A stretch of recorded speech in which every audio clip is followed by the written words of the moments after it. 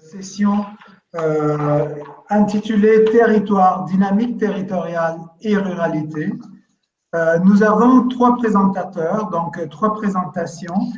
Dans quelques cas, dans le cas d'André Joyal, c'est une communication préparée avec, comme il venait de le dire, avec son étudiant Améziane Benalouk de l'université de Tizi Ouzou. Je demanderai peut-être aux personnes qui parleront pas d'enlever leur micro et aussi peut-être aux personnes qui interviennent d'enlever votre micro et de l'allumer juste quand vous parlez. Ça éviterait des bruits de fond. Donc, peut-être je ferais bien de me présenter parce que c'est pas tout le monde qui me connaît. Donc, comme il faut faire, comme nos mamans nous ont bien appris, il faut se présenter tout d'abord. Donc, je me présente, je suis Marco Alberio. Je suis professeur à l'Université du Québec à Rimouski et je suis titulaire de la chaire de recherche du Canada en innovation sociale et développement des territoires. Je suis aussi professeur à l'Université de Bologne en sociologie, en Italie. Avec Juan-Luis Klein, j'ai le plaisir de collaborer avec Juan-Luis Klein comme co-responsable de l'axe territoire du CRISE. Et aujourd'hui, le CRISE, justement, les organisateurs du colloque m'ont demandé d'animer cette session qui porte sur le titre Territoire, dynamique territoriale et ruralité. Nous avons aujourd'hui trois présentations. La première, comme je disais, d'André Joyal, une présentation qu'il a préparée avec son étudiant Améziane Benalouk de l'université de Tizi Ouzou en Algérie. Et le titre de la communication est l'organisation spatiale au service de l'innovation sociale à Wilaya de Tizi Ouzou. J'espère l'avoir bien prononcé. Après, je vous laisserai, avant de vous donner les 5 minutes pour résumer rapidement votre communication, je vous laisserai aussi vous présenter parce que j'ai pas tout le monde m'a envoyé les présentations. Donc, mais d'André, déjà, je peux dire qu'il est professeur associé peut-être ou professeur à la retraite, je ne sais pas comment il faut dire, André, à l'UQTR. Et il est membre du CRDT et je ne sais pas s'il est aussi membre du CRISE, je ne me rappelle plus, probablement pas. Et donc, je vous laisserai présenter, quand tu parleras tes 5 minutes, tu diras ton affiliation aussi, si je l'ai bien dit. La deuxième présentation s'est intitulée L'innovation sociale et le nouveau modèle d'action en développement territorial. Cette conférence sera donnée par Juan-Luis Klein, que je suis en mesure de présenter. Juan-Luis est professeur en géographie à l'UQAM. Il a été aussi pendant plusieurs années directeur du CRISE et il est maintenant avec moi co-responsable de l'axe territoire. Excusez-moi, s'il vous plaît, je sens de la respiration très proche. Donc, je demanderai aux gens qui ne parlent pas en ce moment, André aussi, s'il te plaît, si vous pouvez muer votre micro. Comme ça, ça ira mieux. Donc, la conférence de Juan-Luis Klein, comme je disais, s'intitule L'innovation sociale et les nouveaux modèles d'action de développement territorial. La troisième conférence sera donnée par Pierre-Mathieu Lebel du CREFAD en Auvergne. Si je comprends bien, Mathieu, le CREFAD, c'est un organisme d'éducation populaire. Tu vas le présenter avant de parler. Et le titre de la conférence de Mathieu est l'espace test agricole, espace de coworking ou Fab Lab pour repenser les liens entre le développement territorial et l'agriculture. Avant de vous céder la parole, on ira dans l'ordre que j'ai nommé, donc André, Juan-Luis et Pierre-Mathieu. Avant de vous donner la parole, je vous rappelle que vous avez 5 minutes pour présenter une synthèse de votre communication. Il faut savoir que tout le monde qui participe ici à cette conférence a été très sage et a écouté avec beaucoup d'intérêt votre communication. Donc, c'est normal qu'en 5 minutes, vous ne pouvez pas résumer. Et moi, je suis un expert parce que je parle toujours plus du temps qui m'est alloué. Donc, comme je sais que c'est difficile de rester dans le temps, je vais être un gardien sévère du temps. Donc, je vous rappelle que vous avez vraiment 5 minutes et que tout le monde a écouté votre conférence. Sans plus tarder, je laisserai la parole à André Joyal. Tu as 5 minutes alors. Bon, voici, Marco me connaît bien, il aura à me fermer le clapet après 5 minutes. Parce que moi, je sais quand je commence, je ne sais pas quand je termine. Voici, je suis un vieux de la vieille. J'ai célébré mon 78e anniversaire il n'y a pas longtemps. J'ai pris ma retraite, contrairement à Johan Lewis, que je côtoie depuis bientôt 40 ans, en 2004. Mais je suis professeur associé, toujours à l'UQTR, toujours actif. Et il y a un an, j'ai reçu de la part du CRDT français, Fabrice Thurio, me demandant si je voulais entrer en contact avec un étudiant doctorant d'Algérie. Et quand j'ai pris connaissance de son sujet de thèse, en Kabylie, en milieu montagneux, j'ai sauté à pieds joints dessus. Parce que la Kabylie, je dois dire, c'est un endroit où je suis allé une première fois en 1968, au début de ma carrière comme économiste. Je travaillais pour le ministère du Plan. Et j'y suis retourné à 3 reprises depuis 2007. La Kabylie, je dis toujours, c'est le Québec de l'Algérie. Ils ont leur langue, ils ont leur culture, ils ont leur combat. Alors, voici ce qui est arrivé, c'est que la thèse est en cours depuis longtemps. Méziane veut soutenir au mois de septembre. J'ai encore lu aucun chapitre. Tout ce que je sais de lui, c'est des échanges que l'on a eus par courriel et dans le cadre d'un travail en vue de préparer un article sur ses travaux en tirant profit des résultats de sa recherche de terrain. Alors, vous avez vu la vidéo, je l'espère. C'est une vidéo qu'il a faite assez bien. On voit la Kabylie, on voit des gens en action et surtout, on voit la tête de mon doctorant qui s'exprime merveilleusement bien. C'est une agréable surprise de ma part. J'aurais aimé que lui-même fasse la communication parce que c'est son sujet, mais je suis sensibilisé par tout ce que je sais sur la Kabylie et par tout ce que je sais sur l'innovation sociale. Et puis, parce que j'ai quand même lu sur ses travaux, même s'ils sont.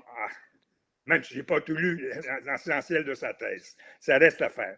Dans sa vidéo, ce qui m'a frappé, puis je lui ai fait de la remarque hier, peut-être que quelqu'un te posera la question.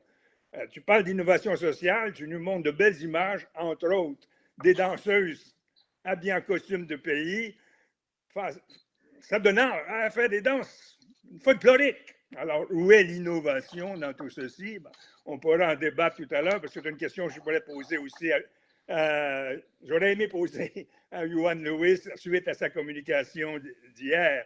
Où est l'innovation sociale véritablement? Où est la rupture avec l'environnement, avec le système dominant? Dans sa communication, Méziane fait beaucoup allusion aux relations rurales et urbaines. Et c'est peut-être là qu'il y a une innovation, parce que ce que je sais de la Kabylie, pour avoir lu passablement des ouvrages même remontant il y a un siècle, c'était un milieu très fermé, très replié sur lui-même, avec évidemment une agriculture de subsistance. La figue, les dattes, l'huile d'olive et un petit élevage. Et on vit entre nous quand on n'est pas attaqué par les Turcs, quand on n'est pas attaqué par les Français, puis quand on ne doit pas faire la révolution en 1954, pour laquelle la Kabylie a joué un très grand rôle, sinon le rôle essentiel. Alors, qu'est-ce que je dégage? Ce que je comprends de ce que Méziane nous indique, c'est une sorte d'évolution où les gens s'impliquent. Dans un texte qu'on prépare pour une publication, il fait allusion à un programme gouvernemental, comme on en connaît beaucoup au Québec, et il fait allusion donc à la fameuse approche que les Français appellent top-down, que moi je préfère dire descendante, à l'approche ascendante, si vous voulez, bottom-up, parce que selon Méziane, il y a une tendance nouvelle ces dernières années où les gens s'impliquent de plus en plus, prennent conscience de leurs possibilités, prennent conscience de ce qu'ils ont à faire et vont chercher ce qui est à prendre dans ce qui est bon dans les programmes gouvernementaux, malgré tous leurs effets pervers que l'on peut deviner.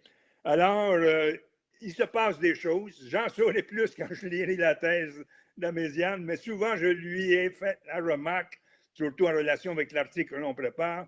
Es-tu certain de bien saisir le concept d'innovation sociale? Alors, je lui donne des références publiées par le CRISES et de nombreux livres que j'ai lus, dont j'ai fait même la recension pour des revues académiques. Et puis, je lui donne quelques références sur l'auteur américain. Il se débrouille très bien en anglais. Alors, je pense que pour sa soutenance, on devrait s'en sortir. Voilà, est-ce que j'ai respecté les 5 minutes? Oui, merci. Merci André, merci beaucoup. Alors, je laisse la parole à Juan Luis. D'accord. Marco, deux choses. Je pense qu'il y a un micro qui est ouvert. Tu sais que tu peux les fermer, toi. Hein? Fais pas le mien, par exemple. Mais moi, parce qu'il y a un. J'entends un retour. Ouais, mais moi, je ne vois pas tous les micros. Je vois juste. Donc, peut-être Catherine Pichette qui est là pourrait nous aider. J'ai eu cette. J'en ai dirigé un hier avec ça. Est-ce que vous pouvez, s'il vous plaît, muer des personnes qui ne parleront pas? Oui, pas de problème. Je vais vérifier ça. Merci beaucoup, Catherine. Donc, Juan Luis, je te laisse présenter. OK. D'accord. Est-ce que je peux partager un écran? Penses-tu que je peux? La question est comment? Va en bas, tu vois dans la barre. Partage? Oui, partage. Ça, là, il faut faire quelque chose de particulier. Je pense qu'il faut faire 2 fois. Sélectionner une fenêtre ou un écran. Ah oui, c'est ça. Sélectionne diaporama, c'est ça. Est-ce que vous voyez mon écran? Pas encore. Ah oui, maintenant. Là? Oui, maintenant ça s'affiche. Ouais.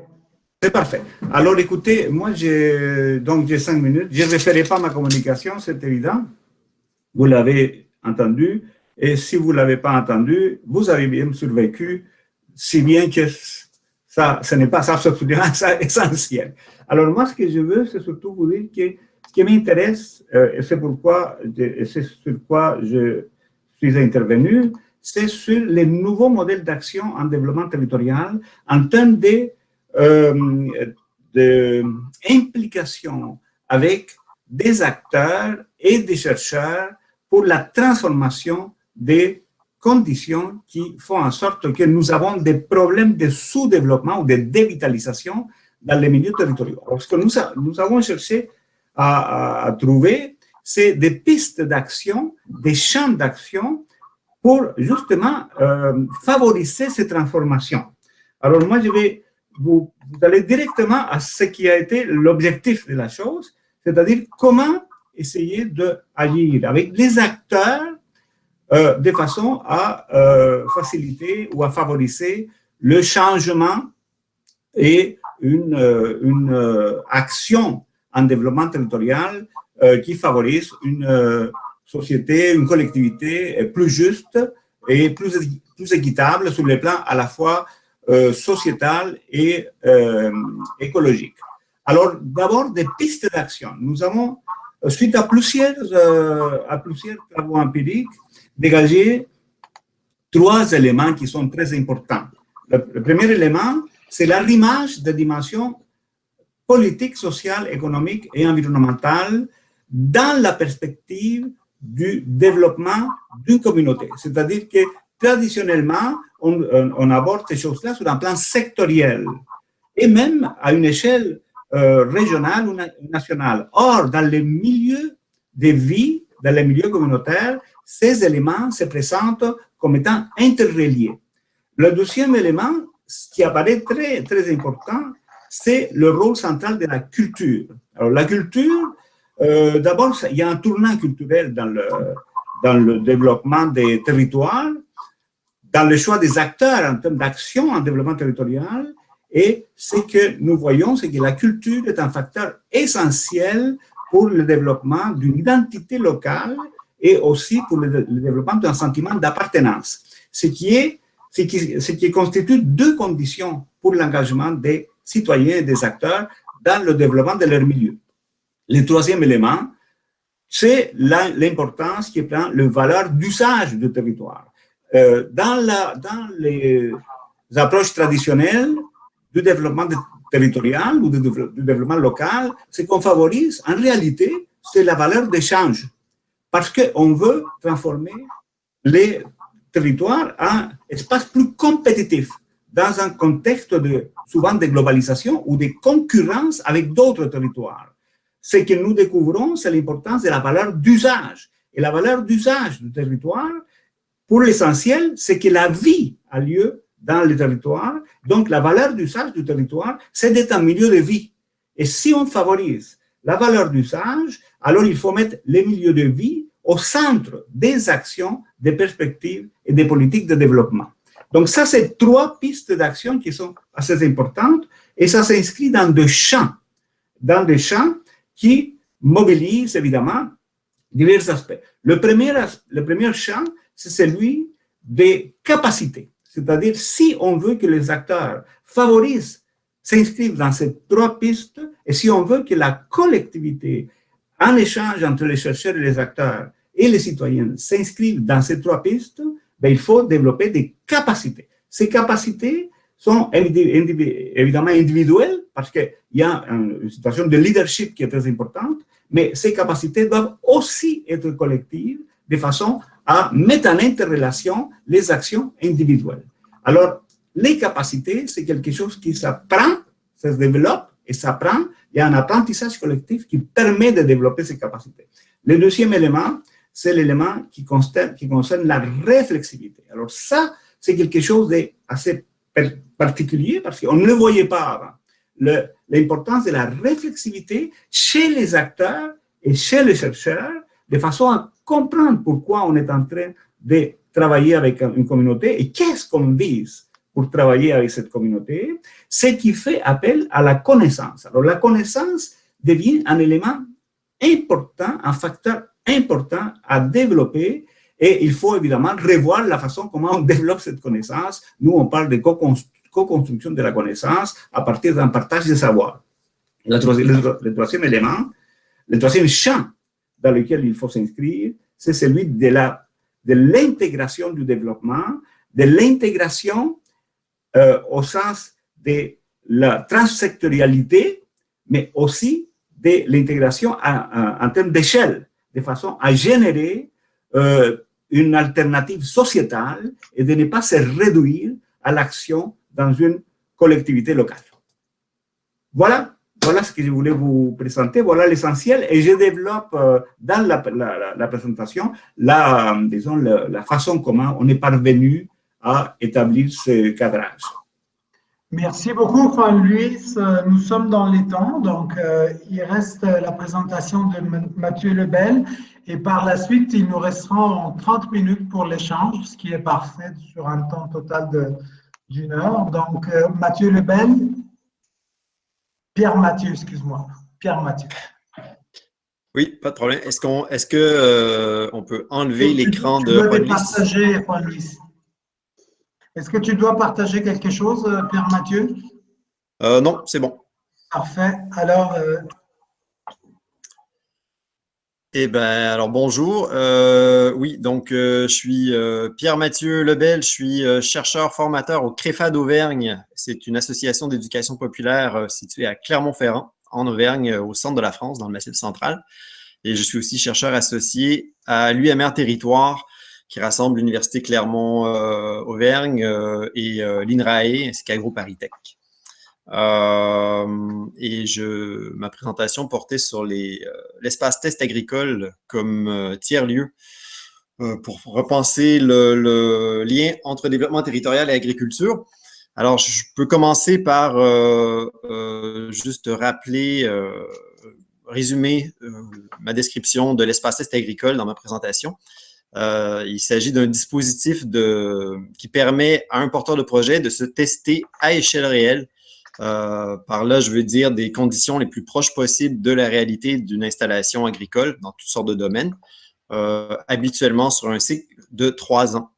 Ce qui permet en fait de limiter très fortement les investissements qui sont nécessaires à l'installation agricole, puisque ce sont des accompagnateurs, différents acteurs associatifs ou publics ou privés qui vont assumer la plupart des investissements. Ce qu'on appelle un espace test agricole est constitué habituellement de 4 fonctions. Une fonction couveuse qui est celle qui fait le soutien juridique de ce porteur de projet ou de cette porteuse de projet. La fonction accompagnement qui correspond au transfert de connaissances entre souvent un agriculteur qui s'apprête à prendre sa retraite, par exemple, et un porteur de projet. La fonction pépinière est celle qui est la plus intéressante dans le sens du colloque auquel on participe aujourd'hui, qui est celle de mise en commun de ressources habituellement foncières, mais ça peut être d'autres matériaux aussi, du matériel agricole, tracteur, du tout petit matériel, du matériel d'irrigation, des locaux, ça peut être même un cheptel, par exemple. Et une fonction animation qui est souvent incarnée, mais pas toujours par une association, ou ça peut être aussi un employé d'une collectivité, par exemple, qui consiste à coordonner ces 4 fonctions-là. Alors, l'ensemble de ces 4 fonctions-là, ce sont les espaces tests. Le lieu test, c'est le lieu physique où a lieu l'activité du porteur de projet. Et ce que je propose, c'est de considérer les lieux tests comme des tiers-lieux. Habituellement, on s'intéresse surtout au numérique, aux activités, les makerspaces de partage autour d'outils, par exemple, une imprimante 3D, des choses comme ça sur la théorie des tiers-lieux. Ce que je propose, c'est que le test d'activité, les lieux tests d'activité constituent des tiers-lieux. Et pour ça, je m'appuie sur les contributions très anciennes de 1989-90 de Oldenberg, sur les définitions de tiers-lieux, c'est-à-dire des espaces ouverts qui sont ni domicile, ni travail exactement, qui sont ouverts à tous et surtout d'où résulte un savoir, une production qui est pérenne après. Ce que ma conclusion, en fait, l'utilité de considérer les tests agricoles, les lieux tests agricoles comme des tiers-lieux est de 3 ordres. Un premier, disons, une première utilité serait conceptuelle, c'est-à-dire qu'elle permet de penser la théorie des tiers-lieux à l'extérieur du marché et des nouvelles technologies. Ce qui, pour moi, nous éloigne en fait de l'essence de la définition d'un tiers-lieu. En s'intéressant au monde agricole et en concevant le tiers-lieu en concevant l'espace test comme un tiers-lieu, ça nous permet de retourner plutôt à la théorie des rapports sociaux au sein des tiers-lieux plutôt que s'intéresser aux objets réels des tiers-lieux comme le numérique.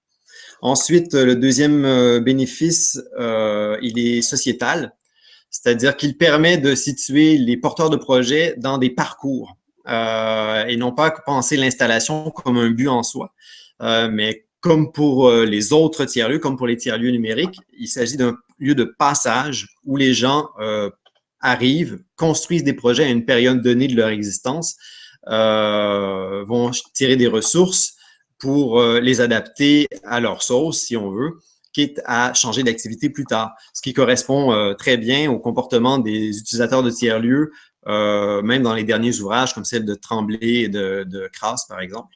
Ensuite, le troisième bénéfice est plutôt de nature stratégique pour les acteurs qui sont associés autour des tiers-lieux, c'est-à-dire que le vocabulaire ou le marketing autour des activités agricoles étant plutôt moins sexy, si on peut dire, utiliser le label de tiers-lieu pour de l'installation agricole permet à ces acteurs souvent associatifs, hein, mais aussi parfois des collectivités très petites qui ont peu de moyens,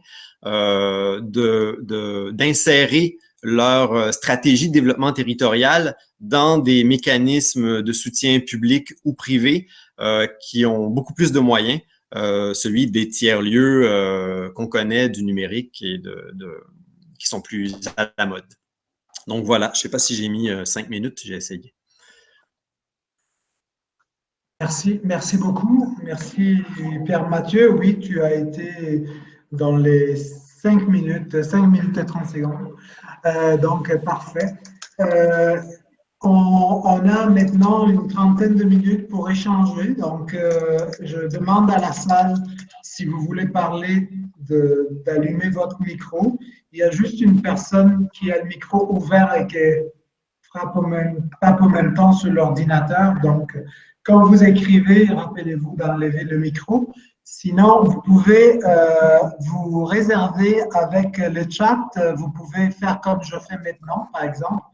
Comme ça, je vois la personne. Donc, il y a Jean-Marc Fontan qui était vite sur le bouton. Donc, Jean-Marc. Il y avait une autre question avant moi là, qui demandait à Juan-Luis si son texte et sa présentation avaient été… Alors, je vais aller dans le chat. OK, tu as raison. Donc, Madeleine Lefebvre demande, est-ce que la présentation de M. Klein fait l'objet d'une publication spécifique ou c'est un résumé de plusieurs écrits fort intéressants? Je te laisse répondre, Juan-Luis. Il faut allumer ton micro. C'est un résumé de plusieurs travaux que nous avons réalisés avec une équipe ou avec des équipes. Maintenant, il y a disons, une partie de tout ça qui est développée dans l'introduction d'un livre que j'ai publié avec Bernard Pecker qui porte sur les laboratoires vivants. Et ces laboratoires vivants, il y a un sous-titre, c'est une perspective territoriale des laboratoires vivants. Et en fait, c'est le Living Lab, une perspective territoriale. C'est paru en 2020, en pleine pandémie. Alors, finalement, ça va circuler énormément. Et c'est paru aux éditions L'Harmattan à Paris.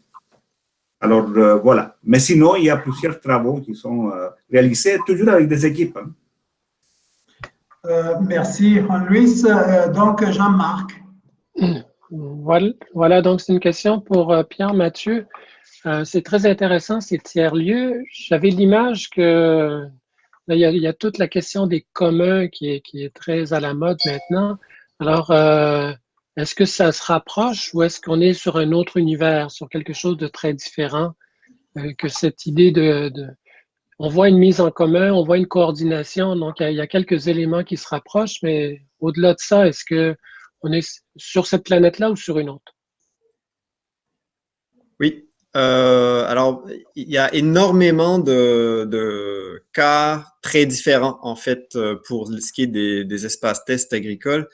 Les deux cas de figure les plus communs de mise en commun sont ceux, premièrement, d'un agriculteur ou d'une agricultrice qui approche de la retraite et qui, étant situé souvent dans des territoires plutôt difficiles d'accès, a beaucoup de mal ou est dans l'impossibilité de transmettre sa ferme à une personne est intéressée dans la famille, il y a pas d'acheteur. A le désir de conserver une activité agricole sur ce qu'il a développé depuis des décennies peut-être, et donc décide de mettre à disposition une partie ou la totalité de son foncier à un porteur de projet. Donc, il y a ça, où là, on n'est pas tout à fait dans la création de communs.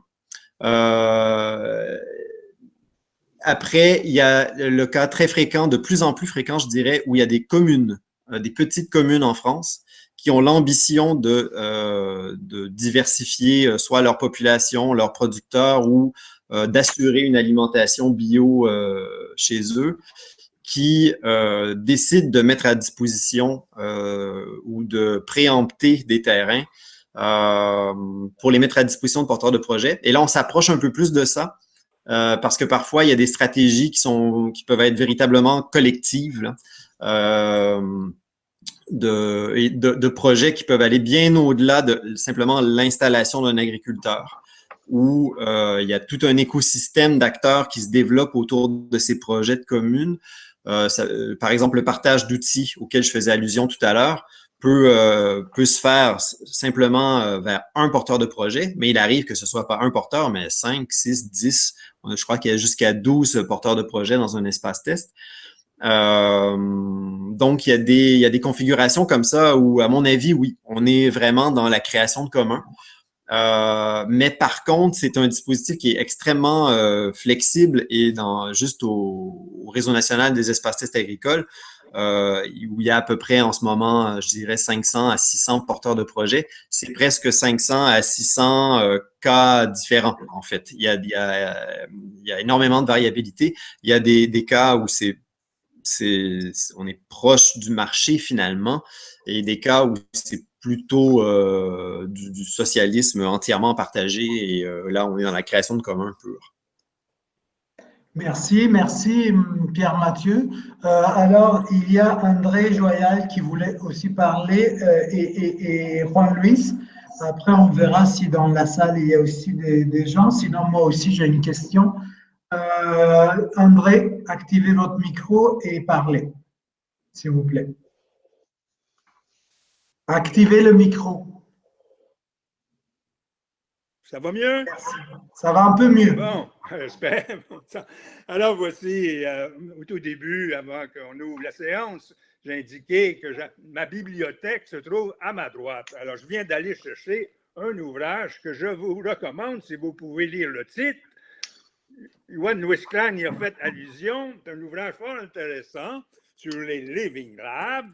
Et vous en trouverez la recension dans le tout dernier numéro de la revue Géographie, Économie et Société, une recension faite par mes soins que j'ai envoyée aux deux principaux intéressés de l'ouvrage. Je n'ai pas eu de commentaires négatifs de leur part. J'ose espérer qu'ils en sont satisfaits. Bon, la publicité et la propagande a été faite, la promotion de l'ouvrage. Merci, André.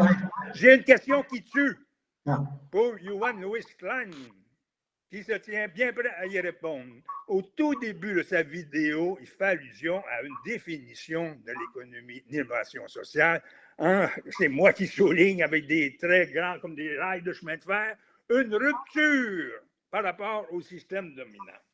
Alors, avec tout ce que j'ai lu dans les ouvrages du CRISES, surtout en prenant un exemple bien concret, Johan Louis, un exemple dont j'ai pu être témoin de mes propres yeux. J'ai passé une journée complète il y a quelques années à Saint-Camille. À Saint-Camille, il se fait des choses extraordinaires. Pour ceux qui ne savent pas, Saint-Camille est un petit village à 100 km au sud de Montréal, en Estrie. Il y a 5 ou 600 habitants, mais il y a un dynamisme qu'on ne trouve pas ailleurs, je l'admets. Mais où est la rupture avec le système dominant? Quand je suis convaincu que les gens de Saint-Camille, quand ils vont à ce qu'on appelait la première ville où ils se trouvent un McDonald's, ils font comme tout le monde, ils vont chercher un Big Mac. Et ils vont faire leur course à l'IGA pour remplir le panier. Alors, l'innovation sociale, à partir de ce que je vois, que ce soit en Kabylie, au Québec, en France, ce que j'ai pu observer depuis des années, c'est peut-être fort intéressant, fort utile, l'implication des gens qui font preuve de créativité, mais je ne vois pas la fichue rupture avec le système dominant. C'est peut-être bien ici, d'ailleurs. Est-ce que c'est à moi oui, comme tu avais demandé la parole également, oui. Tu peux répondre, André, et après, toujours poser ta question. C'est bon. D'abord, concernant les tiers-lieux, c'est un concept très intéressant qui a évolué. Je suis en train de travailler avec... Pardon? Non, je disais peut-être tu pourrais répondre à André et après faire la question pour Pierre Mathieu pour qu'il puisse répondre tout de suite. Sinon, il doit attendre avant d'y répondre. Ah, ok. Bon, mais alors je réponds à André. André, il y a deux choses que je dois te dire concernant ce que tu viens de dire. D'abord, les gens de Saint-Camille ne mangent pas de Big Mac, ils mangent la pizza. Et c'est depuis 25 ans qu'ils produisent la pizza à tous les vendredis. Et d'ailleurs, nonobstant l'opinion de Jean-Marc Fontan, qui ne partage pas cet avis avec moi, je considère que la pizza de Saint-Camille est la meilleure du Québec. Okay? Cela dit, ça c'est la partie anecdotique de la chose, là. Ce qui est d'ailleurs une innovation, hein, parce que faire de la pizza, de la fabrication de la pizza, un élément, un icône d'un village qui a 525 personnes et qui permet de faire du lien social à tous les vendredis et qui, par ailleurs, permet de dynamiser un des aspects du développement économique de Saint-Camille. Moi, ça me paraît quand même assez créatif. Okay? Mais cela dit, l'innovation sociale, et d'abord, il faut le dire, il y a des innovations sociales radicales et des innovations sociales incrémentielles. Okay? Quand on dit l'innovation radicale est une rupture avec l'existant, l'existant, ça ne veut pas dire toute la vie matérielle qui existe dans la société. Ça veut dire une rupture avec la façon comment quelque chose se fait. Okay? Et là, il y a une rupture avec la façon comment le développement rural est abordé. Et ça s'est fait depuis le début à Saint-Camille, depuis 1984, avec la création du groupe du coin, qui n'a pas d'équivalent ailleurs dans un village,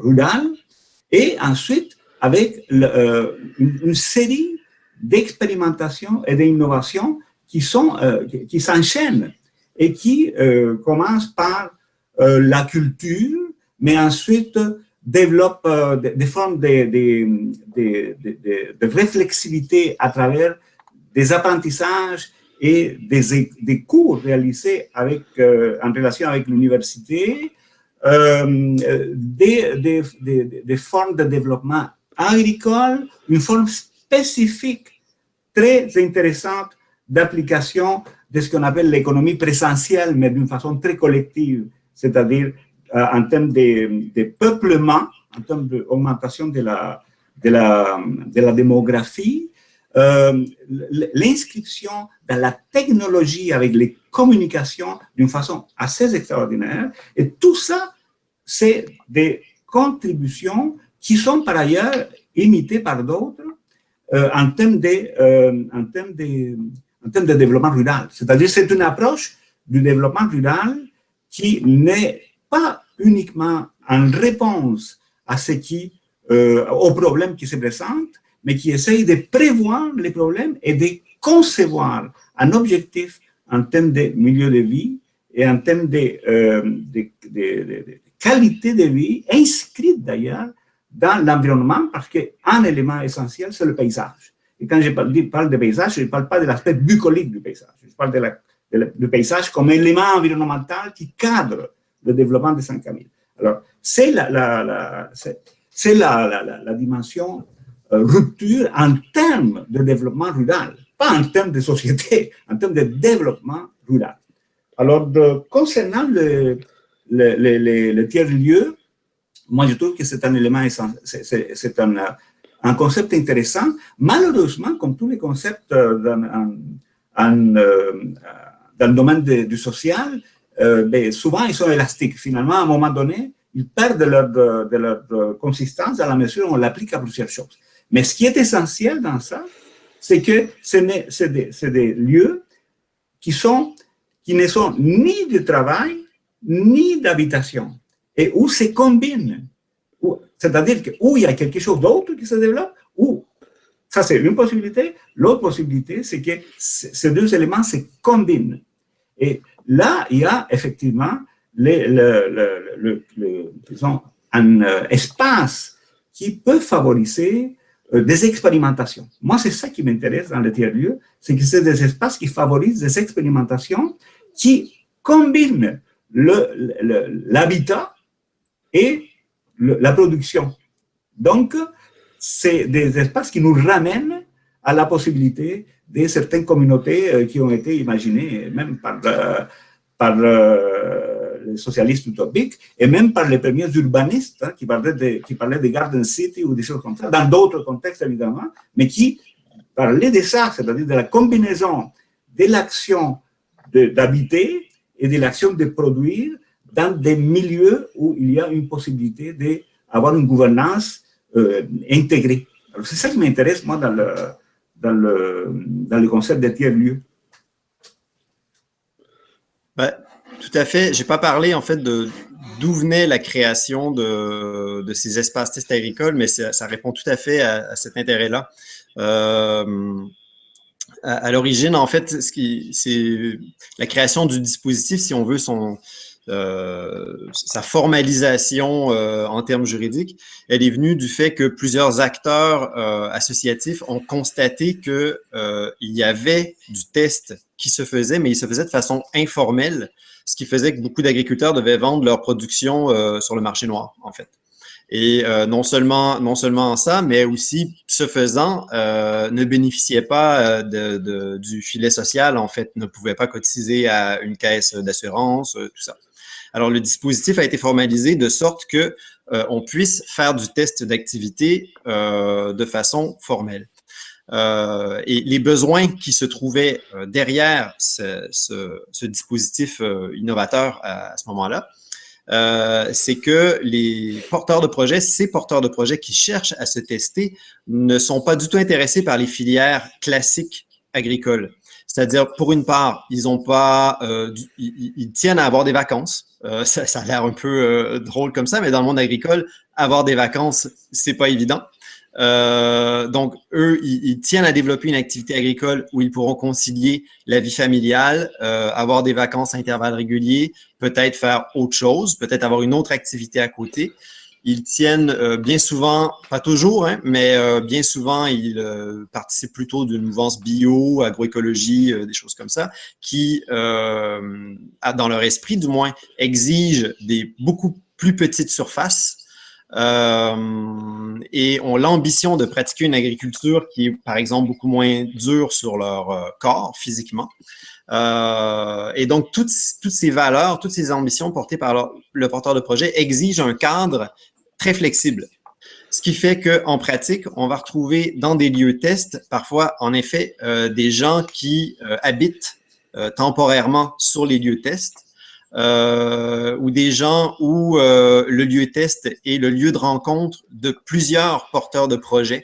Alors là, j'ai donné sur un lieu test agricole, il peut aussi avoir un lieu de travail en numérique. C'est le cas du Centième Singe qui était, je pense que j'avais mis des photos du Centième Singe qui est un espace test pas loin de Toulouse.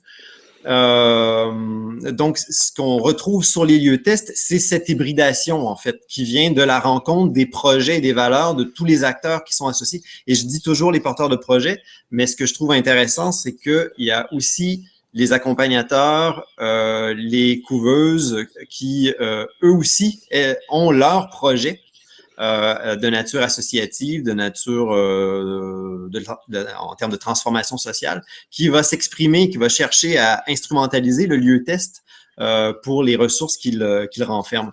Donc, ce lieu de rencontre des différentes fonctions, Juan-Luis, dont tu parles, on le trouve vraiment dans les lieux tests. Merci, merci beaucoup, Juan-Luis, merci Pierre Mathieu. Alors, moi, j'ai deux questions de la part du public que je dois lire. Il y a aussi Jean-Marc Fontan qui voudrait intervenir. Et moi-même, j'avais demandé la parole, mais comme un bon hôte, je vais donner la parole aux autres avant. Mais s'il reste du temps, je poserai ma question. Alors, la première question est pour M. Klein, qui est de la part de Mame Salambaye, qui est d'ailleurs postdoctorant à la chaire que je dirige, dont je suis titulaire. Quelle est la place des conflits dans le processus d'innovation sociale et territoriale? Donc, la place des conflits. Est-ce qu'il y aurait des stratégies de gestion ou de régulation des conflits? Il dit merci aussi. Il est bien poli. Après, il y a une question de Lucie Morin. Est-ce que, j'imagine, je ne sais pas si elle ne cible pas, vous pouvez m'écrire Lucie si c'est pour quelqu'un spécifiquement, sinon je vais quand même la postuler, peut-être pour Juan-Luis, mais en général, est-ce qu'un arrimage entre les dimensions politiques, sociales, économiques et environnementales est possible au plan national sans politique publique? Une question intéressante qui appelle le rôle de l'État. Quel est le rôle des élus municipaux des innovations sociales du développement rural, dans l'innovation sociale du développement rural? Donc, le rôle des élus municipaux dans l'innovation sociale du développement rural. Elle ne m'a pas dit pour qui c'était, mais si vous voulez répondre tous les trois ou Juan-Luis, j'imagine que c'est un sujet lié aussi à ce que Juan-Luis a présenté, mais Pierre-Mathieu aussi. Je vous laisse répondre. Après, je poserai ma question et je donnerai aussi la parole à Jean-Marc. Ok, alors j'y vais. Marco, est-ce que mon micro est allumé? Elle vient de nous écrire que la question, c'est pour ceux qui sont inspirés par cette question. Donc, c'est pour tout le... Ok. Est-ce que mon micro est allumé? Vous m'entendez? Oui. C'est bon. Ok, c'est parce que là, je ne le vois plus, mon micro, là, je ne sais pas pourquoi. Alors, la place des conflits, c'est sûr que la perspective que nous avons dans notre équipe de recherche, aussi bien au Centre de recherche sur les innovations sociales, le CRISES, comme dit André, comme j'ai dit souvent, que dans notre équipe plus réduite, hein, dont fait partie d'ailleurs Marco et Jean-Marc Fontaine, qui sont présents. Alors, dans cette équipe, la dimension conflictuelle est un élément essentiel. C'est que l'idée est la suivante, c'est que c'est dans un milieu local, s'il y a une homogénéité totale des perspectives et qu'il n'y a pas de conflit, vu que dans un milieu local, quel qu'il soit, il y a des rapports sociaux qui ne disparaissent pas. Ce n'est pas parce que c'est local qu'il n'y a pas de rapports sociaux. Et que ces rapports sociaux sont contradictoires et sont liés aux places différentes que les gens ont dans une structure sociale et aux places différentes qu'ils sont par rapport à différents éléments de participation aussi. Si dans ce milieu local, il y a homogénéité complète, ça veut dire qu'il y a l'idéologie et les options des groupes dominants qui s'imposent à l'ensemble. Parce que ça ne se peut pas qu'il n'y ait pas de conflit. Okay? Alors, si l'idée, c'est que pour que ça perdure, pour que ce soit durable, il faut que les options qui se prennent dans les milieux locaux, de type innovatrice, correspondent à des compromis entre diverses positions. Et c'est dans cette perspective que les options sont durables. Et c'est dans la mesure où les citoyens et les organismes qui représentent les citoyens jouent un leadership important dans la construction de ces compromis que les intérêts des citoyens vont être davantage représentés. Donc, ça, c'est la première réponse. Luis, avant que tu répondes à la deuxième, que c'est un peu différent, je fais une modération créative aujourd'hui. Jean-Marc voulait poser une question, donc il y aura peut-être une nuance sur la question du conflit. Alors, avant de répondre à l'autre question, si tu le permets, on laisse la parole à Jean-Marc, vu qu'il a certainement quelque chose d'intéressant à ajouter Je le permets, c'est toi le patron. Merci Marco, mais je ne voulais pas prendre nécessairement la parole, mais puisque tu me la donnes, effectivement, le conflit, c'est extrêmement important. C'est extrêmement important, mais c'est aussi la place de tension qui existe à l'intérieur de l'échelle locale ou régionale. Et on l'a vu à Sainte-Camille, il y a certainement des conflits qui existaient et on a été capable autour de la corporation avec la municipalité d'adoucir, de faire des compromis, tout ça. Mais il y a des tensions entre l'économie de Sainte-Camille qui est fondamentalement agro-business avec de grandes fermes qui ne participent pas du tout au processus de revitalisation dont parlait Juan-Luis et qui se situent à l'extérieur. Alors donc, eux, ils sont dans la valeur marchande. Sainte-Camille essaie de travailler avec la valeur d'usage, mais ça devient, si on veut, une anecdote parce qu'on n'est pas vraiment capable de faire en sorte que l'ensemble de l'économie de Sainte-Camille soit unifié et puis qu'il y ait un rapprochement entre l'agro-business et les expériences très intéressantes qui sont menées autour de la corporation. Alors donc, c'est sur cette question des tensions fortes là qu'avant on appelait tensions de classe, mais qu'on retrouve aux trois niveaux. Là. L'arrimage des dimensions, l'arrimage des dimensions, c'est possible d'une certaine façon autour du projet de Sainte-Camille avec la corporation, mais autrement, à l'extérieur, ben, on est complètement cloisonné dans des silos. On n'arrive pas à faire cet arrimage. Le rôle de la culture, on le voit bien à Sainte-Camille à petite échelle, mais on n'arrive pas à percoler sur la à plus grande échelle. Et au niveau de la valeur d'usage, ben, on n'est pas capable de stopper la spéculation qui se fait. Il n'y a qu'à regarder Montréal présentement, mais c'est effarant, là. C'est complètement amoral ce qui se passe, non seulement autour du foncier, mais autour avec la pandémie, là, la place que les grandes corporations ont avec l'accumulation hyper incroyable du capital. Alors donc, oui, il y a ces possibilités de développer des petits compromis à l'échelle locale, mais il va falloir être aussi capable de s'adresser aux grands conflits avec des grands compromis. C'est le changement d'échelle que mentionnait Juan Luis à la fin de sa présentation, là, dans son acétate, le changement d'échelle, qui là devient crucial. Comment réaliser ce changement d'échelle pour vraiment faire percoler des initiatives très intéressantes comme Sainte-Camille ou les tiers-lieux là, que mentionnait Pierre Mathieu. Oui, alors, Juan Luis, si tu veux répondre à la question de Lucie Morin, Oui. Quel est le rôle des élus? D'abord, il y a un questionnement sur l'action publique un peu sarcastique, entre guillemets, et après, il y a la question du rôle des élus municipaux.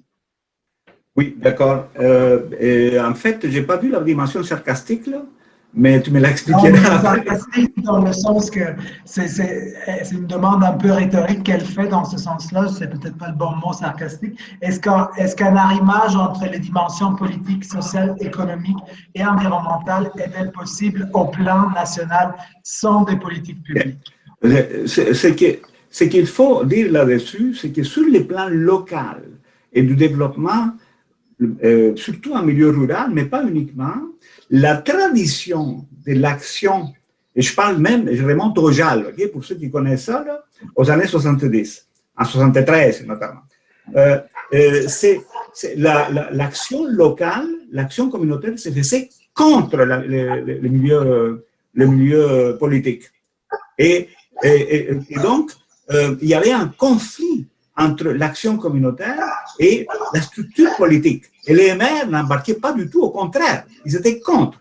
Alors que ce qu'on voit aujourd'hui à Sainte-Camille, ce qu'on voit dans d'autres communautés avec lesquelles on travaille, c'est qu'il y a une tendance à établir des relations, évidemment, sont toujours conflictuelles, mais des relations de collaboration et d'interaction avec les milieux politiques, les milieux économiques et les milieux sociaux. Bon, ça dépend de qu'est-ce qu'il y a et qui a le leadership.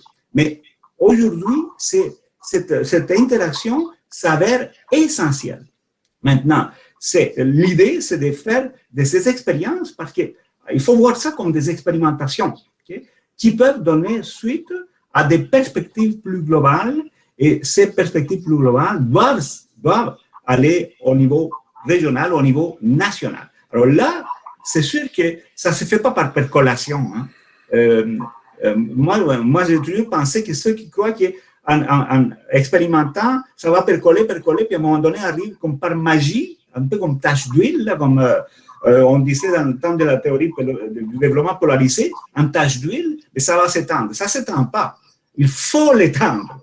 Et pour l'étendre, il faut intervenir. Il ne faut pas juste changer d'échelle. Il faut changer de registre. Et le registre des politiques. Je vous donne juste un exemple. On est en train de travailler sur la prochaine politique la SQRI, c'est la prochaine stratégie de recherche et d'innovation au Québec qui est en train de se construire pour les 5 prochaines années.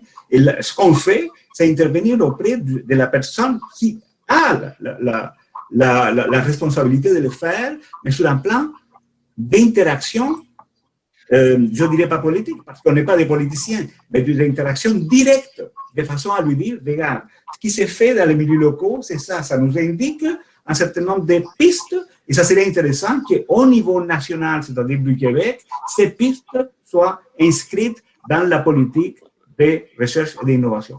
Mais ça doit se faire aussi à d'autres niveaux, évidemment.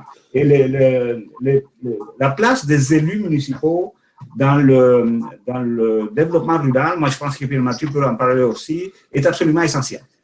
Est absolument essentiel parce que les élus municipaux peuvent assumer un leadership.